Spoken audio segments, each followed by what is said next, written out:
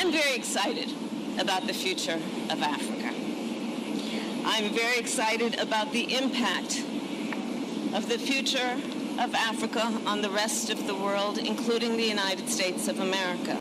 There are a number of things on the issue of the economy as a whole that we must do. And a lot of that work is the work that I'm here to do on the continent. Time for the Hot Topic Buzz. That was Vice President Kamala Harris repeating herself again during her first stop of a week-long trip in Africa. The vice president also credited the White House for their fight to bring down inflation. Watch this. We are now recovering because of some of the measures that our administration has taken to bring down the cost to American families.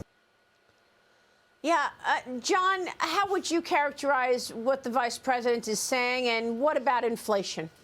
Well, I think it's delusional to give yourself credit for bringing down inflation that still remains historically high when you help to trigger this latest episode of rapid inflation. My goodness, we know that we didn't need all of this excessive stimulus that followed from COVID. And moreover, some of the policies going forward, especially as they relate to subsidies of green energy, green electric motor vehicles, and so on, will probably helped us to sustain a rapid rate of price inflation.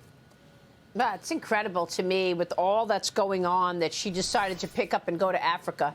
The vice president also released a Spotify playlist titled My Travels, Ghana, Tanzania, and Zambia. To commemorate her trip to Africa, she released all her songs that she listened to. She visited a music studio with actor Idris Elba while in Ghana, and tomorrow she's headed to Tanzania and Zambia on Friday. Tiana.